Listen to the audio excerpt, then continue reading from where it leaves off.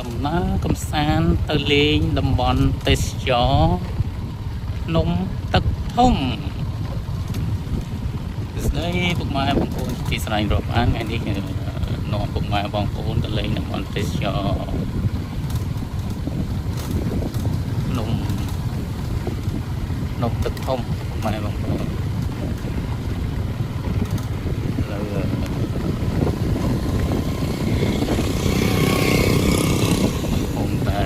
ជីម៉ូតូទៅលេងហ្នឹងបងប្អូន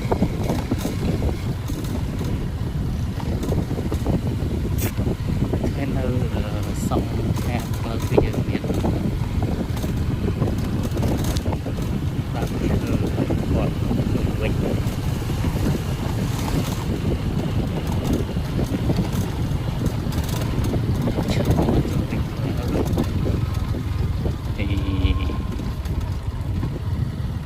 ម៉ែបងប្អូនភ្នំទឹកធំ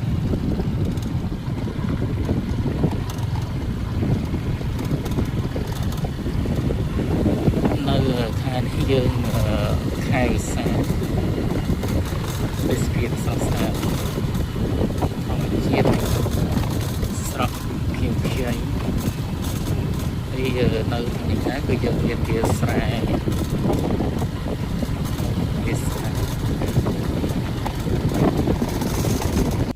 បាទសួស្តីបងប្អូនភ្នំទឹកធំមើលពីចម្ងាយពុកម៉ែបងប្អូនបាទហើយនេះវា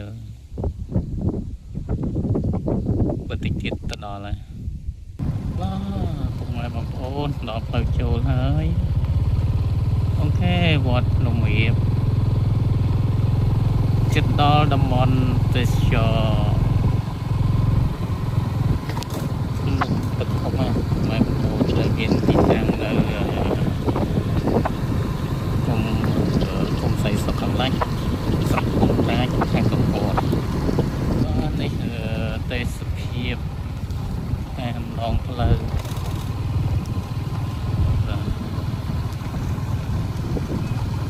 បាទមានទេសភាពស្រស់ស្អាតបងប្អូនមានទឹកបាទហើយមានសត្វក្របីស៊ីស្មៅក្នុងទឹកហ្នឹងពុកម៉ែបងប្អូនទេសភាពស្រស់ស្អាតអូខេជិតដល់ពុកម៉ែបងប្អូនអាចទៅជើងមកទស្សនាកំសាន្តទីឆ្ងាយឬថ្ងៃសម្រាប់សៅរ៍អាទិត្យដើរលំហែអាចអញ្ជើញមកបានណានេះគឺជាភ្នំធម្មជាតិ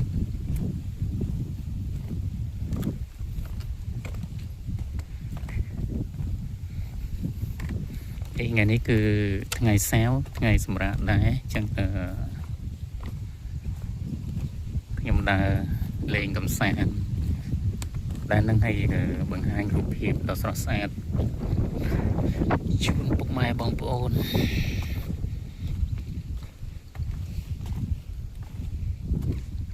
បាទនេះអាស័យក៏ទៅជួសជុលកន្លែងណាដែលបាក់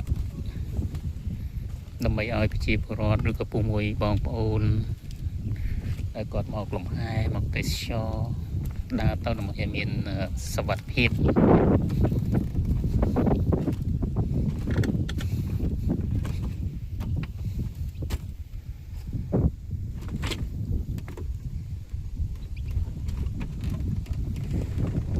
អនុស្សាវរីយ៍ភ្នំទឹកធំបាទស្រស់ស្អាតណាស់បងប្អូន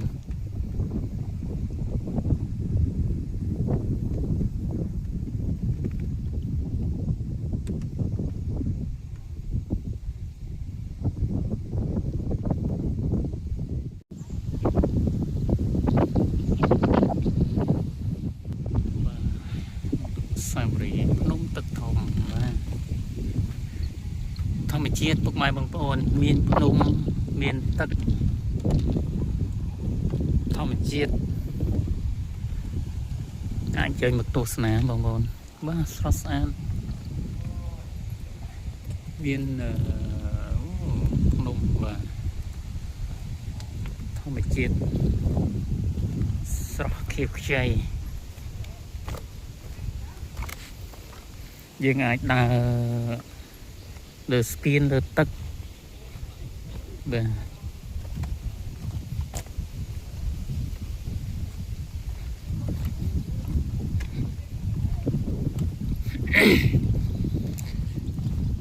ខ្យល់បក់មករំភើយស្ពាននេះគឺធ្វើជុំវិញភ្នំចឹងយើងអាចដើរលេងកំសាន្តបានជុំវិញភ្នំក៏កូនទេសភាព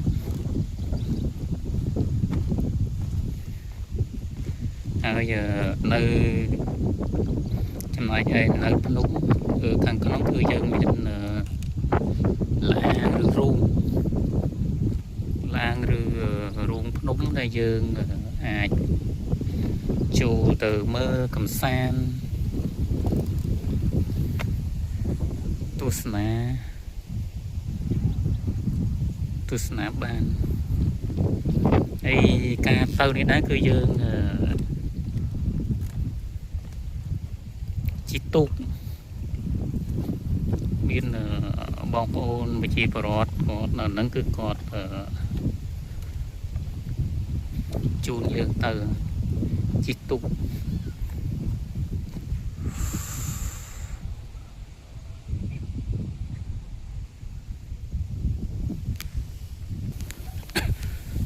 អូខេដើរបានមកជុំហើយពុកម៉ែបងប្អូនខ្ញុំដើរបានមកជុំភ្នំហើយនៅលើស្ពានហើយបន្តិចទៀតហើយចង់ជិះទូកលេងចូលទៅក្នុង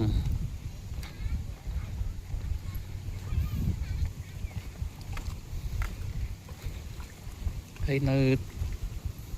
ទីនេះដែរមានប្រជាពលរដ្ឋយើងលក់ភេសជ្ជៈ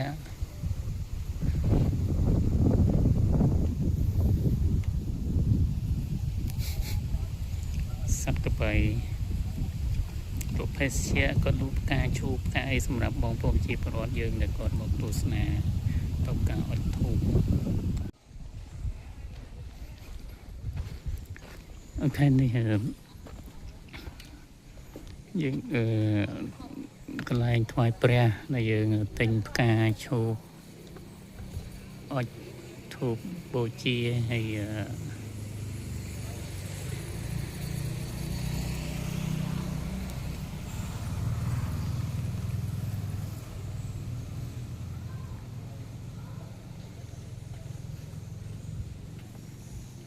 មួយទៀតនេះយើងមានលអាង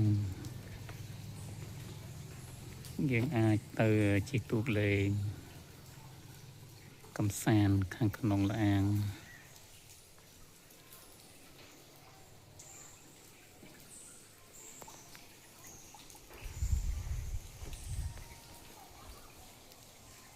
នេះបើសិនករណីយើងចង់លេងក្នុងលអាងយើងអាចជួលទូកបាទសួស្តីបងប្អូនទីស្រឡាញ់អញ្ចឹងជិះទូក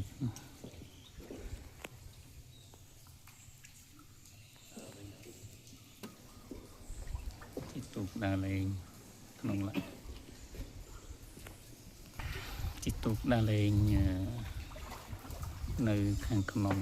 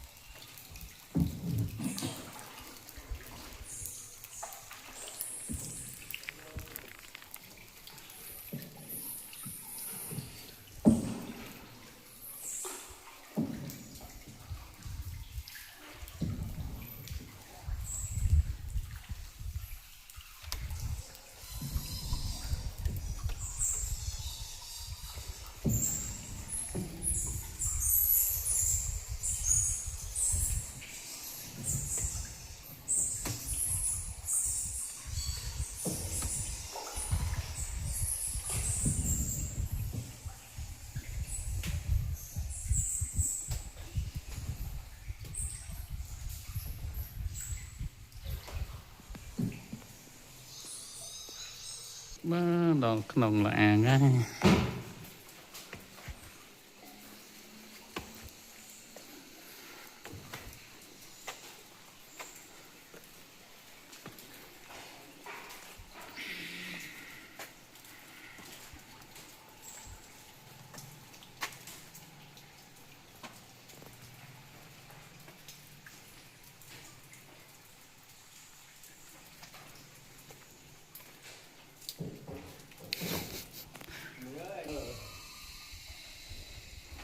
คือទស្សនវិជ្ជារូបភាពខាងក្នុង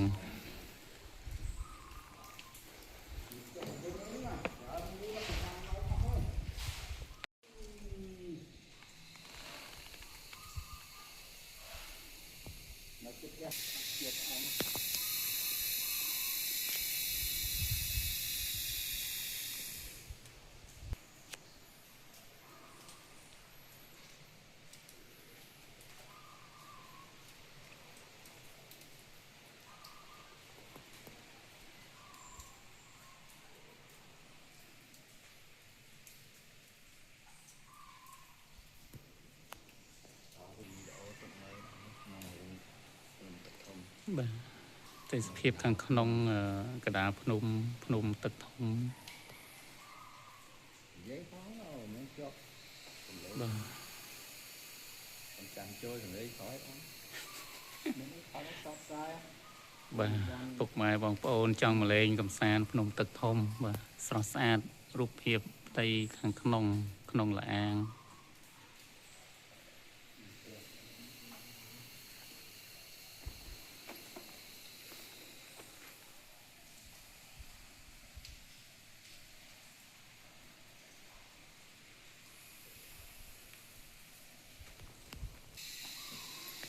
នេះជាទស្សនវិជ្ជារូបភាពខាងក្នុងលអាង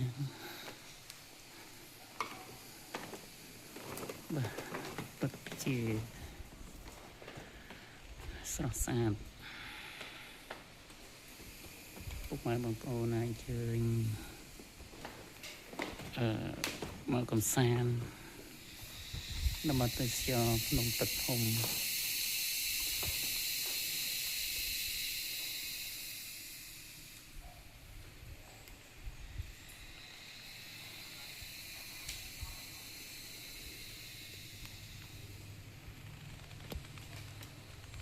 បាទព្រះសូរិយាចាំងរស្មី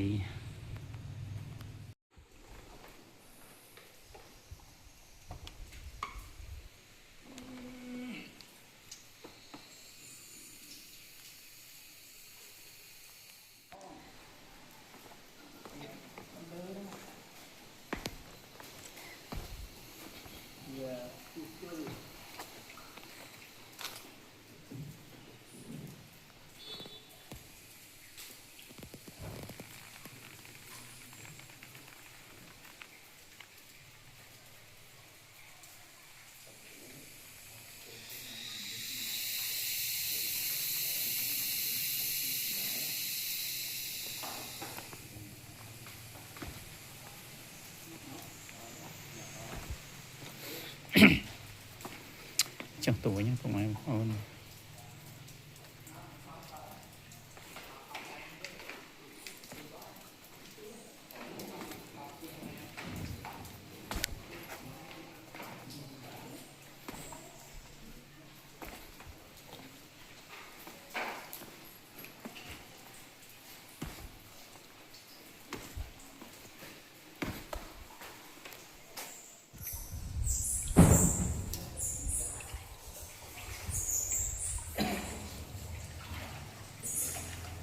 ជីទូកក្នុងលអាងទឹក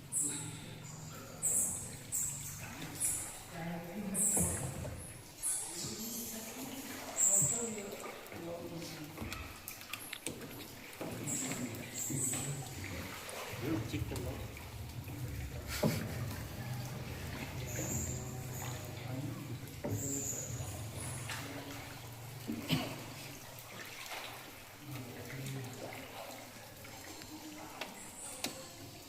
នេះគឺទស្សនវិជ្ជាពីខាងក្រៅ